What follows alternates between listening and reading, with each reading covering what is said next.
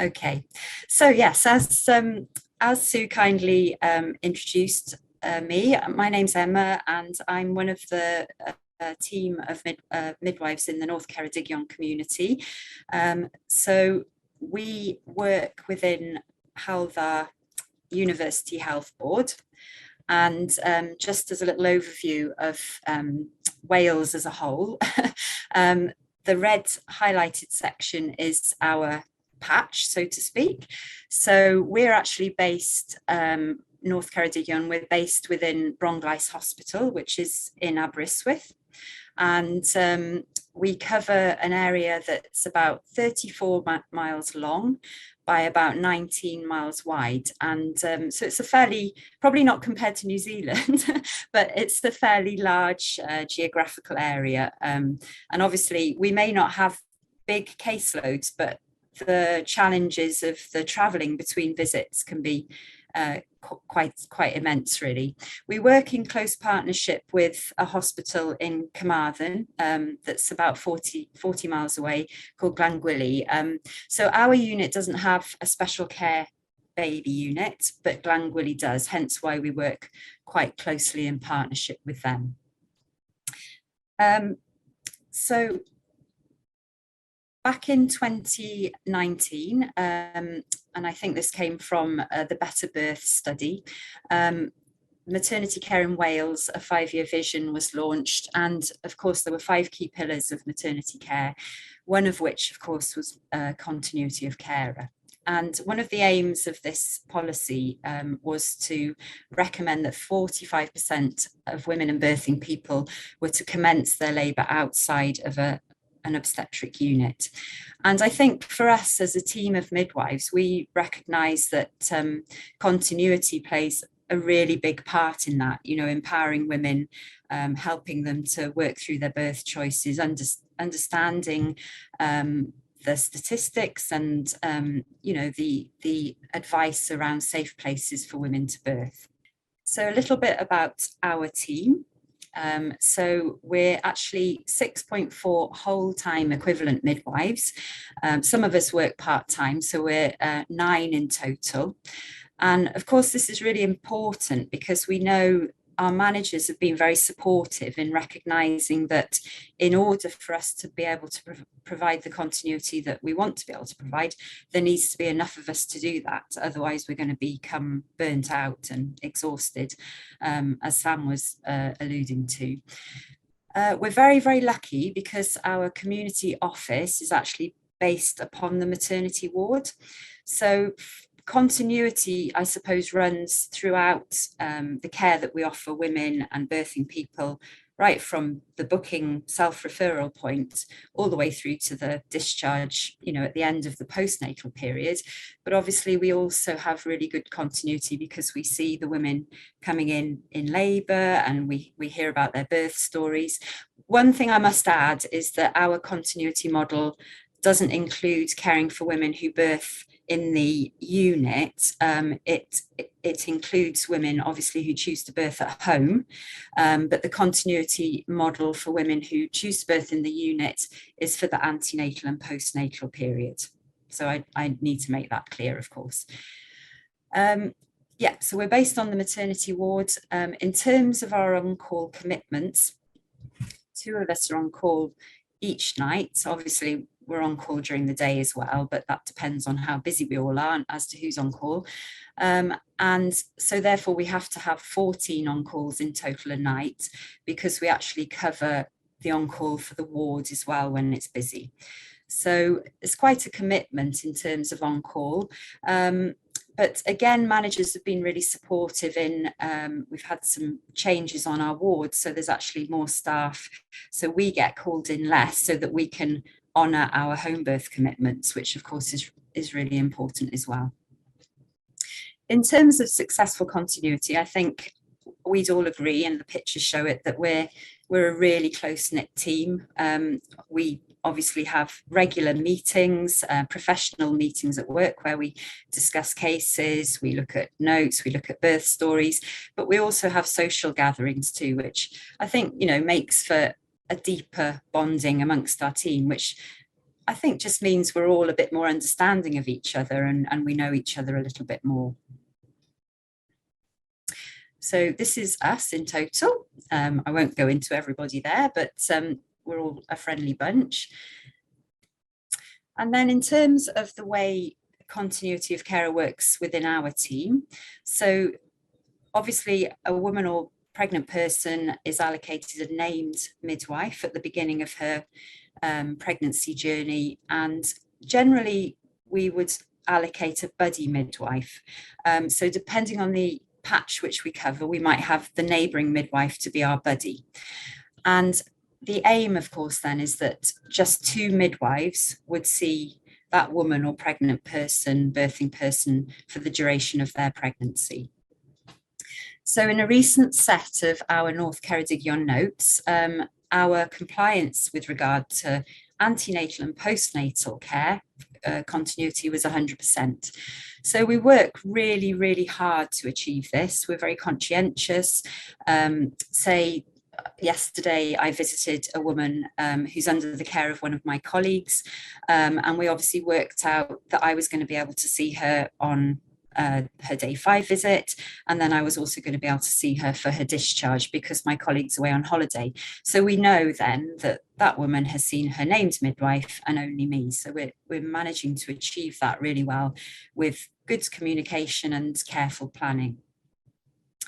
If I have annual leave, I'll cancel a clinic and I'll fit the women and birthing people around the times that I'm either before I go away or when I come back. And my colleagues will also do that. So we will make sure that we're flexible and we book people in so that we're able to maintain that continuity. And for example, when I visited the woman yesterday, I documented the reason why I was visiting her, so that we're very conscientious about highlighting that we want to achieve continuity. So we document that the named midwife is on annual leave. We also have 2 NIPE-trained community midwives, which again means that for women and birthing people who have home births, we can then go out and see them at home and perform that baby check as well. So that's really, really useful. And then just again, focusing on the flexible, holistic and individualized care that we provide. We as a team are willing to offer flexibility with our on-call. So again, you know, if I'm caring for a woman who wishes to birth at home, I'll try to be on call. I'll try and be flexible about my on-call so that I can go to her, and vice versa with my colleagues, and we'll swap and change our on-calls to try and facilitate that. And if we've got a number of home births due at the same time, we will try and offer a 3rd on-call so that we can, you know, try and honour those home births as best as we can and then provide the continuity that way. We're very lucky our core staff on the wards are very supportive as well. So if we've got a number of home births booked, we will often have core staff willing to do an on-call for the ward, so that frees us up to be able to honour our home birth commitments.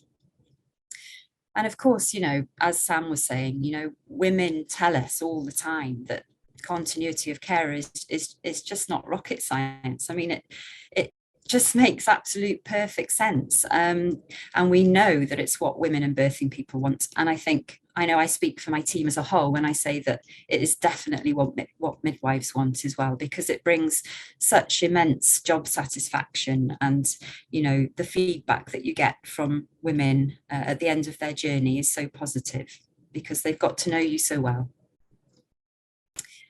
And of course, service users, as I said. And for us, we know that the continuity of care has led to a very positive improvement in our home birth rate. So in 2018, it was a combination of factors. There were some staffing issues.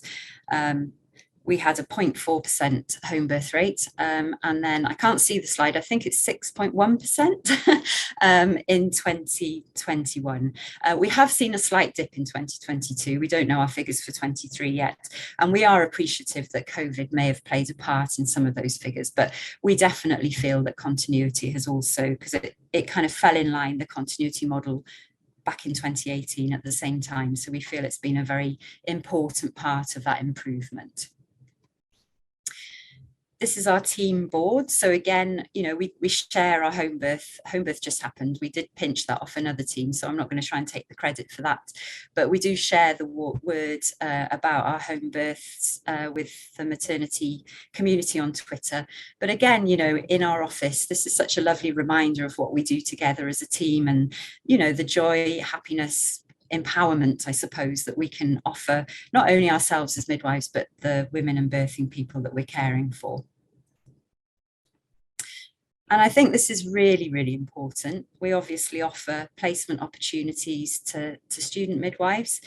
And, you know, they are our future, aren't they? And having the opportunity to kind of work within a continuity model is really positive for them. And we consistently get positive feedback from people, students that come and spend time with us in placement. So some photos of some of the students at various home births. And then this is a quote from a student that's about to qualify, actually. So I'm trying to move I can't actually see it, but I feel fortunate to have trained in an area where the continuity of care model is fully achieved. Apart from the labour on the ward, we understand that.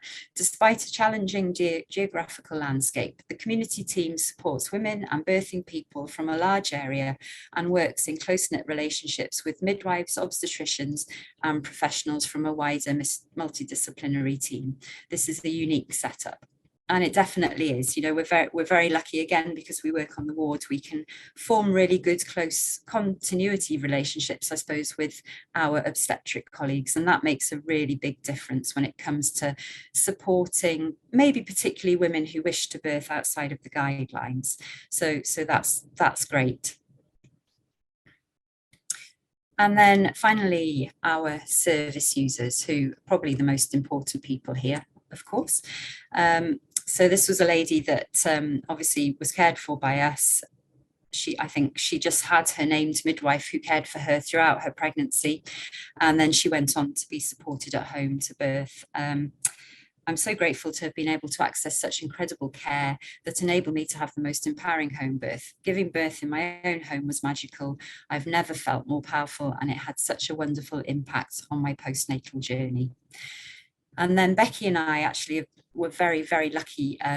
Becky's been the named midwife to the woman in the other picture, and she was the named midwife twice for that woman. And actually Becky and I were the midwives twice at that woman's home birth. So again, I've had the privilege of supporting this what an incredible afternoon. Midwife McKay and I have had the privilege of supporting a family's second home water VBAC with our team, birthing their baby girl in the kitchen. Amazing continuity as I'm named midwife, and Emma and I were present at their last birth. So, you know, I think that's really something to be proud of, and that those are common stories for us. We're incredibly lucky to be able to be midwives working within this service. And that's it from me. Thank you.